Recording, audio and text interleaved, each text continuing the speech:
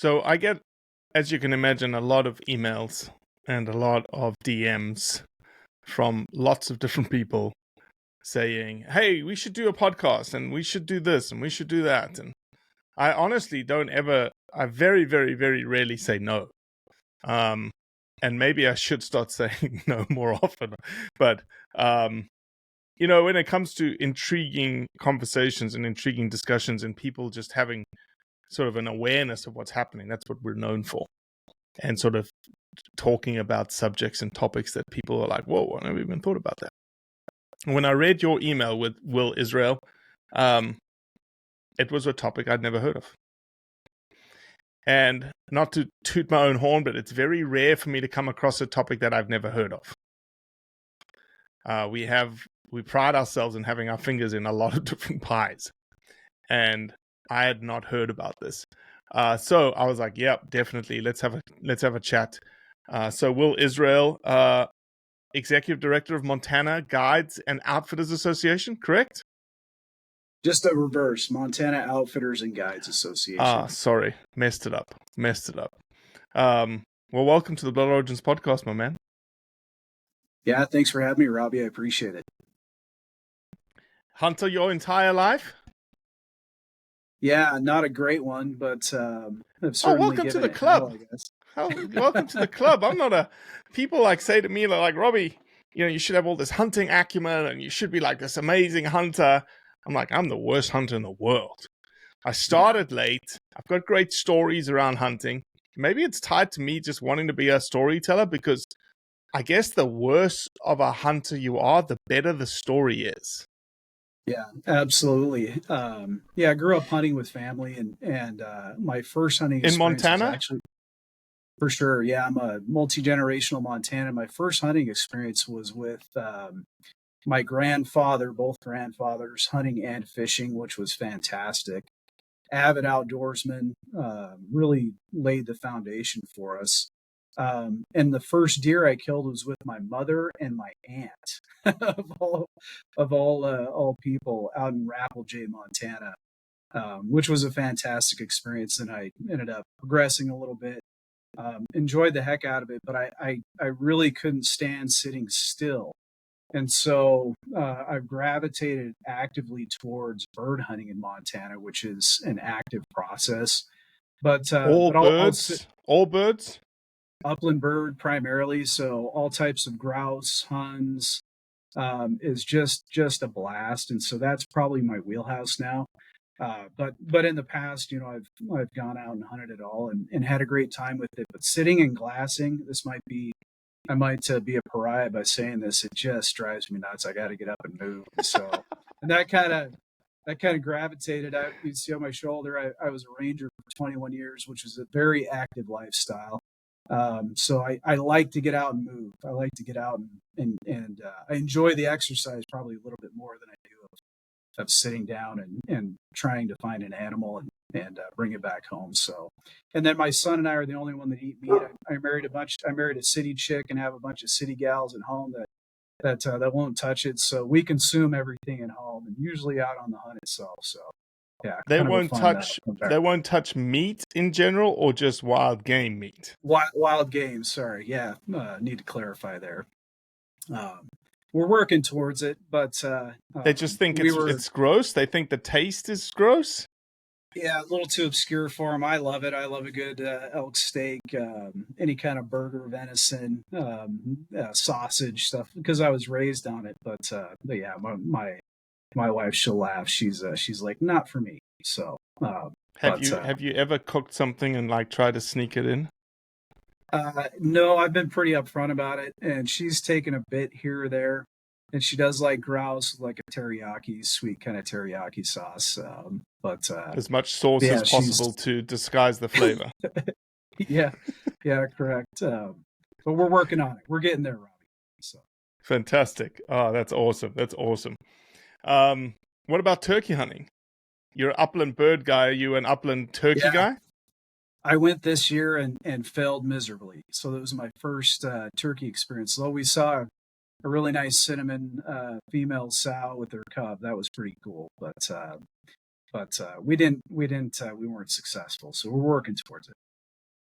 It's interesting. I'm addicted to turkey hunting. I love it. I love the interaction. I love the calling. I love the movement. Trying to outsmart this bird that has the peanut-sized brain, and it outsmarts you kind of scenario. And I've never really been. I've never elk hunted in the rut with a bow, and people have said it's like turkey hunting on steroids. And I just did it in Oregon, and they're absolutely correct.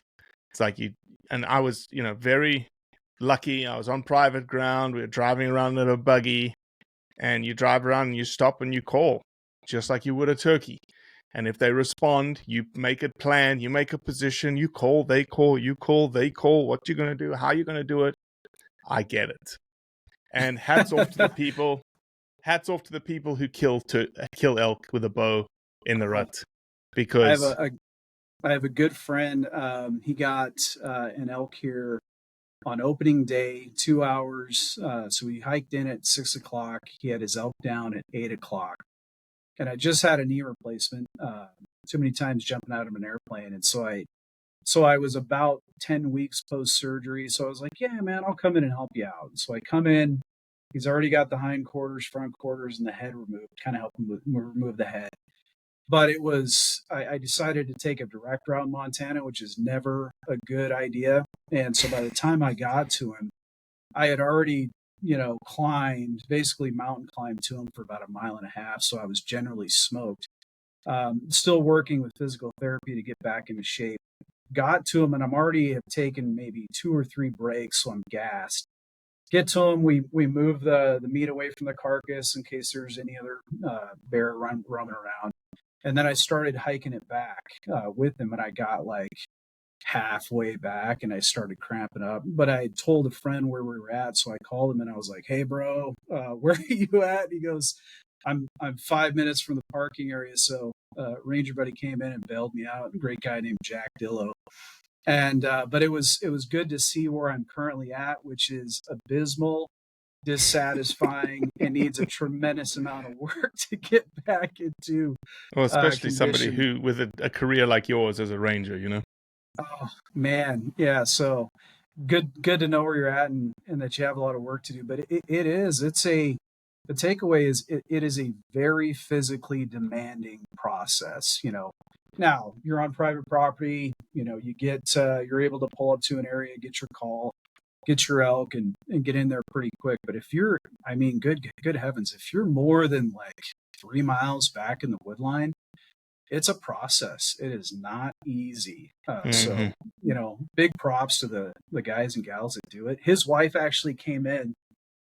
She's a heck of a hiker, and she crushed it and was moving 100 pounds of meat at a time. And so, it's not gender specific. It is related to your physical capacity to get out there and do work. So it was fun, but big props to people who get out there and are successful, can harvest meat, bring it back home, process it, and feed their families. Yeah, I wasn't even. You're right. The physicality of it is mind-boggling too. I was just talking about being able to kill the animal. Like hats Right. off to you. Hats off to you just to kill it. Right? Everything has to go right. Like there's so many things that have to go right for you to kill that animal. And if you're doing it on public ground by yourself, you're a ninja. In my Yeah, books, you're a ninja. it takes years and years for people to figure out where to go, how to develop the tracking process, how to find where the animals are at, understand the terrain, and then be able to harvest an animal. It is a skill, and it takes years to develop. So always proud of people when they're successful. I have 2 brothers that are avid outdoorsmen, and both of them have harvested over 30 elk themselves each, and they do it every year. And Jeez. so but it took those guys 20 years to get there, right? And so if you don't know how to get there, good segue, use an outfitter or a guide. So, Will, tell me, how Yeah. long have you been the executive director of the Montana Outfitters and Guides Association? Since January, so not very long. So my background, post service, I retired in July of 2021. I worked at a local lumber mill just to kind of decompress, and then I started doing some work with a nonprofit and developed some of that skill set of how to operate within the nonprofit space, which Moga is. Moga is a 501c6, and then we have a program called Big Hearts Under the Big Sky, which is a 501c3, which really helped to set the stage to apply for the position and then be selected. My background within the community was pretty limited. I've, certainly been aware of outfitters and guides my entire life, but they took a chance. So the board saw that I, had some skills when it came to my military career that could translate over, and so I've spent the last 9+ months now drinking from a fire hose and getting my sea legs and figuring out the job, and it's been fantastic. So kind of you'll hear this you'll hear this pretty continuously once you leave one occupation and you move into another, sort of a sense of repurposing. So I've repurposed, and it's been phenomenal. What I found is outfitters and guides are my team. That's my tribe. They're killers. They're hardworking. They're ethical. It's a very high barrier to entry, and so it takes a long time to become a licensed outfitter in Montana, and then equally a long time to become a guide in Montana to provide successful services for the public, for the clients, and things like that. And so I was like, okay, this is the same sort of process that I went through in my military career to be able to thrive within special operations community. And so everything translated, just needed to repurpose the skill set. So, Mm-hmm. and our focus within the association is advocacy efforts. We work pretty heavily with the Fish, Wildlife, and Parks Commission. We work with the Board of Outfitters as far as regulation goes. We work pretty heavily with industry support, so supporting their businesses to operate and thrive. And then we actively develop different types of programs that assist and support their businesses. A lot of discounted services with top tier industry type groups, with apparel, with business side services and things like that that help their businesses to thrive. So it's pretty fun. It's very intricate. It's very kind of esoteric and unique, I guess, to a degree. But those skill sets have transferred over. So in the past 9 months, I've just spent multiple hours a day figuring that out and being able to effectively represent. So our mission is to enhance, protect, and effectively represent the outfitting industry in all of its forms, and so that's what we do. Well, the obviously outfitters and guides that are a part of you not only work on private ground, but they also work on public lands, right? Yes, correct. So there's a bit of a mix there. So when it comes to providing client services, public service to folks that are looking to be successful with hunting and fishing, there's a bit of a mix. So outfitters can work on both. So we have outfitters with permits on federal land, which would be the U.S. Forest Service, Bureau of Land Management, and then also some small permits on National Park Service land, U.S. Fish and Wildlife land, and things like that. And so with those permits, there's also state-based permits that are related to the state DNRC for Montana state land. There's about 27 million acres in Montana of federal land. And then there's another 5 to 6 million, it kind of fluctuates, of state land. So really you're looking at a total of about, 33 million acres that are accessible for permit status and permit holders. And that's for both hunting and fishing. And so with that access, I believe, depending on which region, Montana probably has around 300 plus outfitters with permitted status across the national forest, BLM, and state-based lands. With the private side, it expands a little bit more. Those leases are extremely expensive, and so those are agreements between the property owners and the outfitters that access those lands. And so those are direct business deals that can access ranches, large tracts of lands, agricultural industry. And then I think there's some smaller agreements with contractors that do forest service. So there's warehouses, there's these large tracts of lands for timber industry that are accessible as well with those leases. But any outfitter that is on BLM land, Forest Service land, Fish and Wild, no, it wouldn't be fishing. There's no real Fish and Wildlife Service land that they operate on, right? Yeah, those are pretty protected. They're usually like wildlife preserves and things so really like that. BLM and National Forest, right? And state, yeah. Okay, but any federal actions wouldn't really apply to the state lands, right? They only apply to federal lands. That's correct. So all of these outfitters that operate on these federal properties have to abide by a different set of rules than state operators and state outfitters, as well as private ones. Yes, that's correct. It's extensive and lengthy. It's a little bit different between the Forest Service and BLM, and the Forest Service is the one that's most difficult for an outfitter to apply for and to secure a federal land permit. And those are based off of the designation of the land. So a traditional Forest Service permit is different from a forest or from a permit that's on, say, like the Bob Marshall Wilderness Complex. Yep. Which is a designated wilderness complex. And so there's several different types of permits that are applicable to those lands. But basically what it comes down to is you either have what's called a priority use permit, or you have a special use permit to operate on those federal lands here in the state. And the way those are built out is on a 10-year reauthorization process. There's something critical to go through. So in order for you to operate on federal land, NEPA, the National Environmental Protection Agency Act, has to approve those activities, those locations, and those operational types of things that you can do on those lands. NEPA is a good thing. It certainly has provided more protection for those lands, but it's a lengthy process.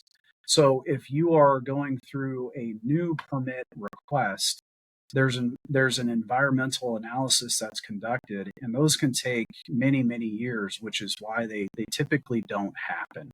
So the current permits that exist on, say, like any typical forest permitted land, maybe there's 25 permitted outfitters that can operate in a general space that covers the length of that forest.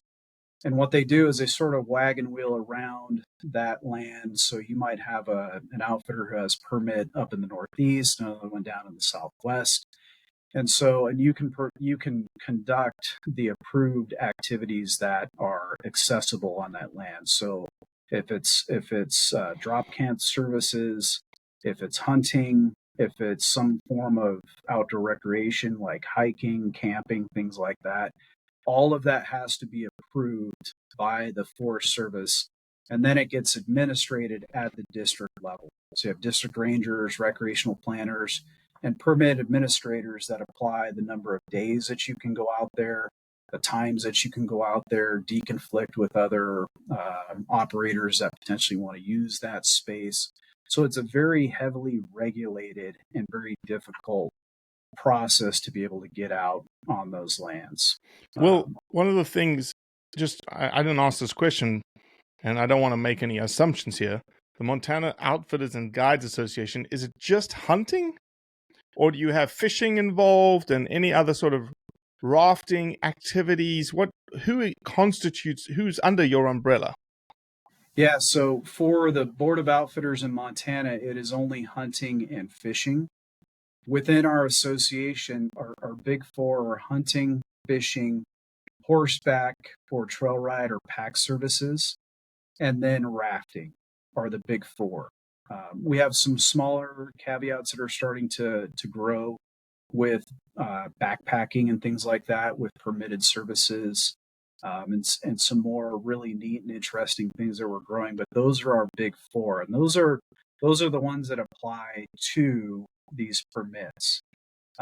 One of the big ones up in the Glacier Park area is Glacier Anglers and Outfitters, and so they have, several thousand user days that they apply to the different forks of the Flathead River all around Bob Marshall Wilderness, and they provide services individually for rafting and for fly fishing. And then you have smaller operations that do just hunting. And then you have operations that do trail ride services, backcountry pack trips. My family and I went on one of those into the Bob Marshall Wilderness for 4 or 5 days. And so those types of services all apply to federal land permits. Okay, so I wanted to set the context here because I wanted to be sure that nobody misconstrued this as like a federal regulation against hunting. Because really it's against anyone operating on federal lands. Right? Everyone's going to be impacted here. Fly fishing camps, other fishing people, horseback riders, rafters, and hunting outfitters, right? And so you reached out to me and you're like, hey, Robbie, do you know anything about this Executive Order 14026 about a federal minimum wage with overtime? I was like, nope, never heard about it. What's the big deal? Just sounds like a typical, federal regulation to protect people and make sure they're not getting overworked. Correct. It's a lot bigger than that, right? I would add anyone with a contract, so that includes ski lodges, that would include forest permitted commercial use. It's anyone with a contract on federal land. So tell us about this. What is this? Give me the history of 14026, EO 14026. Yeah, so it's an executive order that was initiated underneath President Obama's administration in 2014. And so it's increasing the minimum wage for federal contractors. And the initial designation of that executive order would include, and I'll write this, or I'll read this off, the procurement of contracts for construction. It would include the service contracts covered by the Service Contract Act under McNamara-O'Hara. It also is related to Davis-Bacon and related acts. And then concession contracts, which includes concessions contracted, excluded from the SCA by the department's regulation.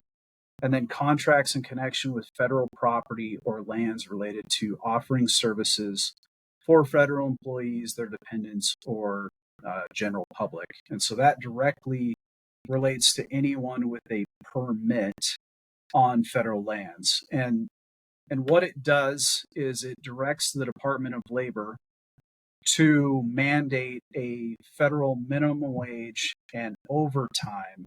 And so that is currently set at $17.20 per hour plus overtime for anything over 40 hours.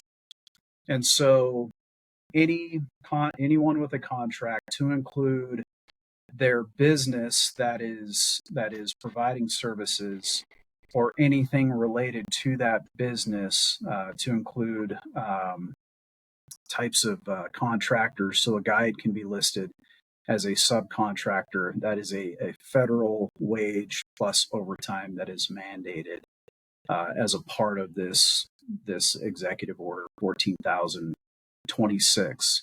So the history of it is it moved forward. It was enacted towards the very end of President Biden's administration, and then Obama's administration. President Obama.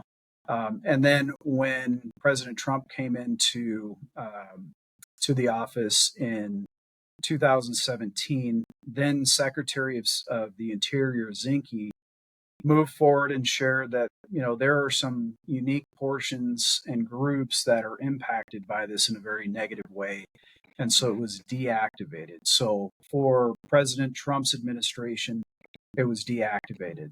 As soon as President Biden's administration took over, it was reactivated. And for the past 3 years, there have been several challenges within the courts that have not been successful, and has now been implemented as of August 18th, 2024. And so the way that impacts current contractors is any new or existing contracts that are currently in place will have to enforce that. And so the Department of Labor at the federal level mandates that to the states, and then the states would go ahead and implement that as a mandate from the federal government. So the Montana Department of Labor is receiving their orders and how to implement that. And so right now, it currently affects any new contracts, but will eventually be impacted by any existing contracts or contractors that are operating on those federal lands. So obviously, it's going to vary, right? Different people in different, ski resorts versus a fly fishing camp versus a horse packing versus a hunting guide and the chef that he has hired, right, to run the camp. They obviously all pay differently. Maybe I hate to be a little bit crass about it, but like, why is this significant? Like, is $17 an hour super significant? Are they getting paid $7 an hour and not being forced to pay 17? We're all for people getting paid more, right? So what's the deal here? Yeah, that's a great question, Robbie. And I think it starts to highlight what the actual issue is here. Because, somebody that has a large timber industry related business where they're paying people really, really well to cut down trees and harvest those and get them to the mill. Probably not a huge impact. Probably most of their employees are making more than that, and it's incorporated into their business model. Same thing with a ski resort, a ski lodge, or a skiing related business. Likely, paying their employees. Maybe it might hit a little bit harder for some of the initial entry type employees and things like that, where it deeply impacts the operations of outfitter and guide services is primarily with what we call multi-day services. And so when you think about somebody that puts together a trip to go into, say, like the Bob Marshall Wilderness or into one of the Forest Service contracted permitted areas, those are typically anywhere from 4 to 7, sometimes 10 days. And so it takes a lot of people to manage that. Say, like, and I'll use my family as an example. It was myself, my wife, and then my 4 kids that we went out with an outfitter into the Bob Marshall Wilderness Complex. And so we had a camp chef that was there, and that person also provided overnight services. You have to protect people from the bears and all that good stuff. And then we had a guide that was with us continuously throughout that process, along with the outfitter who came in and cared for the horses. I think we had 7 or 8 horses that carried us out there, along with the pack animals, and they have to be cared for. And so when you think about, well, all right, so at 1.75 days, our camp chef, our camp coordinator, and then our guide, they were already at 40 hours, right? So they came out with us, and because you have to assume that they're working pretty much 24/7 all the time. They're 24/7 on, right? Yeah, exactly. 100%. And so those 2 workers would have reached that 40-hour minimum probably because probably the day prior, right? You start setting up for these these trips and you're working to put all your gear together, get all your equipment, get all the food, all that good stuff. And so really probably within 24 hours, they're already over that. And so the process for an outfitter would be like, all right, well, how do I, these people are 12 miles back into this permitted area at a camp. So I have two things that I can do there. I can switch them out and get new fresh people in every 40 hours, or I'm mandated to pay them at this wage, and then I'm incurring overtime. So for a multi-day service with pack trips, with hunting, and with fishing excursions, because multi-day trips are definitely a part of fishing trips, it starts to add tremendous amount of payroll expenses. And what we've heard pretty extensively is anywhere from 20 to 30% increase in expense for payrolls for some of these operations, which are already operating at a pretty thin margin. So that would two things would occur there. They would either have to remove or reduce those services, or they would have to charge 25 to 30% more. And so that is the damage that can occur to hundreds of outfitters that are operating within these permitted areas. How do you continue to manage your business with an increase of anywhere from 20 to 30% expenses for payroll? And so that's the exception that we've consistently asked for and have been seeking through a couple of different organizations and through congressmen and senators. Please take that into consideration, because the way they pay is typically a per day type of person gets $100 a day, $150 a day, $200 a day, whatever it may be, and then they build that into their business model for providing these trips and this public service, as if it were mandated as a wage, $17.20 an hour plus overtime. That becomes extremely difficult for them to manage internally. And then how do they pass that on? And so some of the negative repercussions that can come from that, in some ways, now they're either removing that service completely, they're charging substantially more for those services, or potentially some would just close up doors and go directly out of business, or be forced to move onto private land, and things like that. So it's got this. It's a good thing for people to earn a livable wage and for people to, receive a good wage. But the application in this instance, which is unique and specific, has the potential to be extremely damaging to the industry, especially here in Montana and across the United States. It's not just Montana. Idaho would be significantly impacted. Alaska, a number of states, mostly Western states, would have extremely difficult time managing this for multi-day backcountry services. Mm-hmm. I get it. I totally get it, right? Though in my brain, I see a loophole that is just like staring you in the face, which is, if you're not paying people by the hour, are you still subject to this hourly minimum? And so it's really like, I don't pay by the hour, I pay by the week. And here's my weekly wage. And they're like, oh, but that doesn't fit. And I was like, well, I don't know how many hours they're actually working. They could be working less than 40 hours a week. I don't know. I just pay them a weekly wage. To me, that's the path forward. I don't know. Maybe I'm being too simplistic here. Well, and several of those arguments I think have been shared, but have failed, haven't fallen on agreeable ears. And I think it's generally a misunderstanding of how these permitted contractors operate.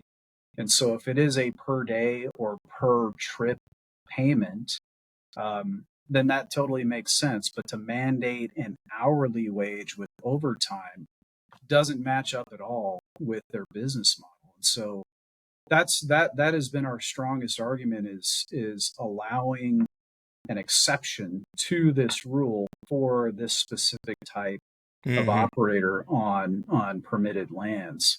And our hope is that that message continues to be conveyed and it continues to be heard. because the detrimental impact, could be pretty substantial. And we have and just to be clear, being that it was August 18th where the final rule has been implemented, nobody has nobody within the Forest Service or these permitted areas have had to implement it yet. And I don't know why it hasn't come down from the feds to the state level. So the 20 to 30% increase is just hypothetical. It really hasn't hit the pocketbooks yet. It hasn't been implemented as a part of their operational strategies, and it hasn't been pushed down yet from the state. And I'm not entirely sure why that is. How can the state figure it out? Like the state's going to ask the outfitter, how many hours did he work? Right. He didn't work any. He worked a week. What's the state going to do? Okay, we're going to send someone and follow you into the backward country to figure out how many hours this guy works. Right. And there's another component to it, because there would be some oversight from the Forest Service personnel as well, who already take a per trip fee that's based on their policies within the Forest Service. So not to sidetrack, but I think it's a matter of, is there funding for it within the federal Department of Labor? Hell no. Is there direct guidance coming down to the state quite yet? Is the Forest Service receiving guidance from the federal government on how to provide oversight? So I think it gives us just a little bit of breathing room, because it hasn't hit at the boots on the ground level yet. So it's well, it probably won't, and the season's going to be over, and then we've got an election. I think there certainly is a political component to this as well, because depending on how things go on November 5th, will it continue to exist?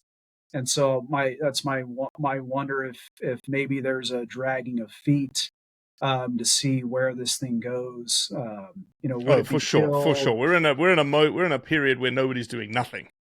They're just waiting to figure out things. Things let me ask this question. And they don't work.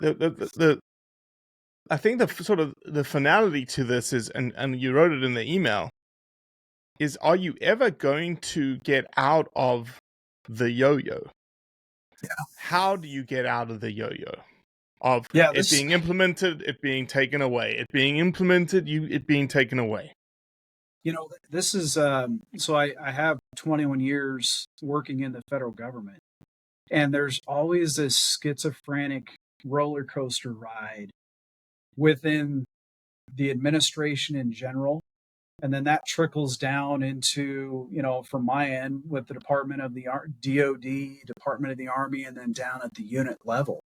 And that also goes, along with whoever the unit leader is and how much they support different things. Well, it's transferable across the federal government in general, where every 4 years or every 8 years, we get a new regime, they change the goalpost, and then they move something forward that, facilitates their outcomes that they're looking as a desired impact on the economy, on businesses, on social structure, all that kind of stuff. But it's awful. I mean, it's not like a good thing.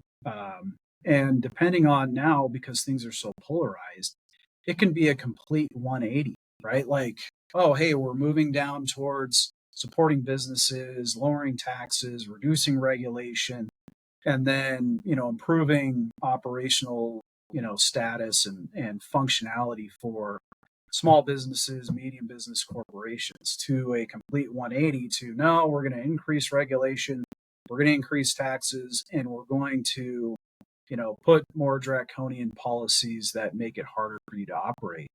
And so, and I think that's probably why the people who would implement something like this are like, well, let's just sit back and see what happens in November, because if we put a tremendous amount of effort into this, then it's just going to change the next year. So it's Yeah, and I'm being very careful because I don't want to, But is there a way to get rid of the EO, the original EO? No, right?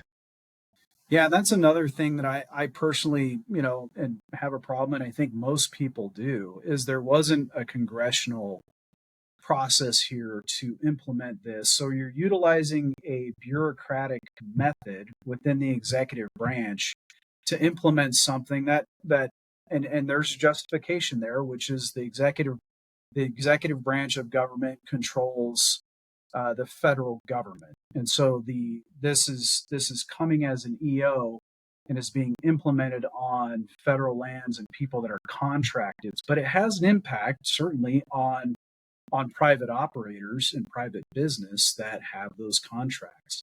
But there wasn't a congressional process. It's just the signature of a pen, and here's what you do. And so there isn't any. I mean, the congressional oversight would be at the money level.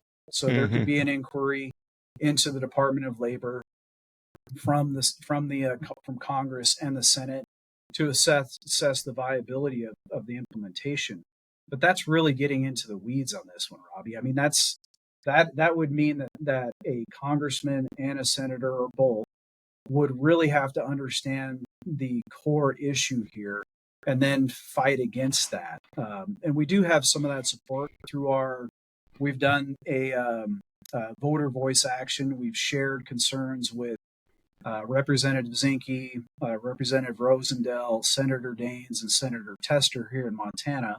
Other states have done the same thing, and so they've received hundreds of messages that say, "Hey, protect private business operating on commercial land and federal with commercial permits operating on federal land." And so they have that message, and so it remains to be seen whether something like this would move forward. But your point is, can you kill this executive order?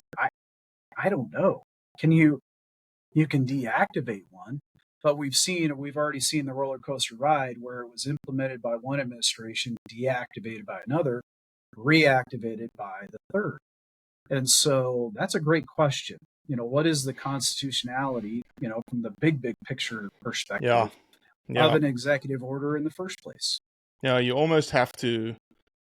It would be a pretty strong coalition if you could get the ski resorts, the fly people, the fishermen, the horse people, the raft people, the hunt people all together and push across the West and push back on it and get in my brain, the only way through this conundrum is two. Number one, this EO becomes sort of gets a bunch of dust on it and nobody knows it because there's obviously hundreds, maybe thousands of EOs that could be resurrected or moved or whatnot, and a lot of them are on the shelf and never to be seen again. Hopefully that's what this happens to this one, disappears and not implemented, or a congressional action moves forward, approved by the Senate and the House, and then signed by the president that Yeah. protects against the EO. So Yeah, there's some trickeration that can exist at the Senate level, but it's a double-edged sword. So, if a senator removes funding from something for implementation, that can come back to bite him in the butt down the road on something else. And so, yep, our intent is for an exception to be created, and for there to be an exception for outfitters and guides that have a public that have a prior to use permit or a special use permit, to not have this impact them and to have a cutout. And so we are working towards that. And there are some organizations that are really influential that are working towards that end. But ultimately, depending on how things shape up in November 5th, that will determine what is the next step. And so there's two options there, and then within each one of those options, there's a couple of different strategies that might be impactful and supportive. But it's as far as like our mission, and it's not just our mission. I think our mission is common across all OGAs. the protection part of it, I take that very, very, very seriously. And so, in protecting, these individual small businesses, it's not just protecting their individual small business, but we have what's called a multiplier effect within Montana. In Montana, a lot of these small business outfitting companies support the local economy. So that's gas, food, retail, lodging, that completely subsist off of people coming in from in-state, out of state, getting those client services, and then that multiplier effect trickles out. So it's not just an impact on an individual small business, it's the other 10 businesses in that small town, the bars, the gas stations, the retail, businesses that completely exist off of their ability to support that local economy. And our message is that, outfitters and guides empower Montana's economy and enhance rural communities. You think about Scobie, Montana, which is way the heck up in the Northeast, or you think about like Ekalaka, which is way down in the Southeast, or you think about Eureka, way out in the Northwest, or some of the smaller towns way down in the Southwest that are, there's 150 people that live there, maybe 1,000. And each one of those little small businesses completely subsist off of access to people coming there who have some money, who can spend it, and then can help their businesses to exist. And in some cases, for about 6 to 8 weeks, thrive, right? And they make their vig for the year off of those folks that are coming into that area. With those gone, that has a negative impact on Montana's economy and on those small local rural economies. So it's not just the individual operator themselves, it's 10, 15, 20 other people, businesses, families within those rural economies. So yeah, it's we take it very seriously. We need to protect outfitters and guides that have permits on federal land from having this implemented. Yeah, look, I think that it is, and maybe this, to me and my point earlier, it's a good idea, to pay somebody more.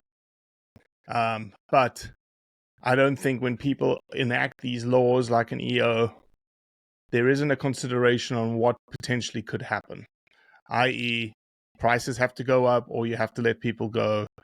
And that means potentially less business coming in, people losing their jobs, and the trickle-down effect, as you said, the multiplier effect through small towns in rural America that really depend on these people from in-state and out-state coming in. It's certainly definitely a very true response that could happen if something like that gets implemented. And so, yeah, I love it, man. I think I knew nothing about 14026 before he started this conversation. I did a little bit of Google stalking, but I wanted to come in completely naive.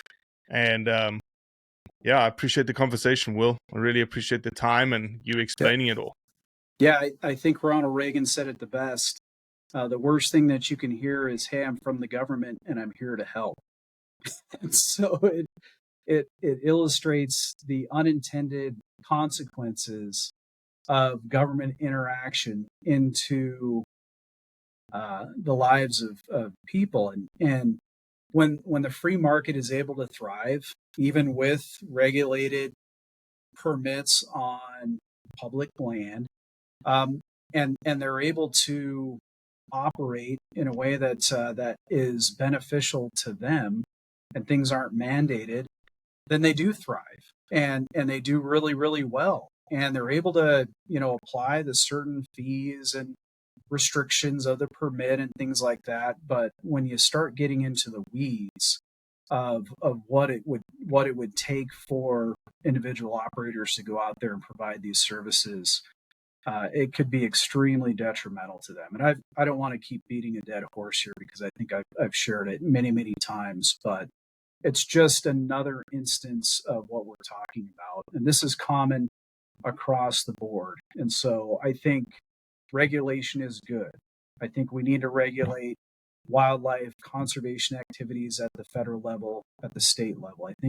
I think regulation and policy implementation is good when it comes to ensuring that permits are effectively transferred, effectively implemented, effectively executed. All of that is generally pretty good. It's not always done correctly, but it is good to ensure that we protect those resources and maintain them for generations to come. But when it comes to this minute level of implementation, man, it is ugly, and it has the potential to be really damaging to the industry. And so we want to maintain that for many years to come. We need to maintain those permits into these federal lands, particularly the Bob Marshall Wilderness and all of Region 1 forests in Montana, to ensure that people from New York City, have the ability to come and link up with a premier outfitter and get guided in to go see the China Wall. That's 25 miles back in there. There's no way they could walk in without dying and actually seeing that. Or to be able to go into, a portion of the Custer Gallatin National Forest and get an elk like you're talking about, right? If you're 7 to 10 miles back in there, and you're on an archery hunt, you need a guy that can actively take action, get you that animal, process it, get it out of there on a hot day, and so you can bring that sucker home and enjoy it.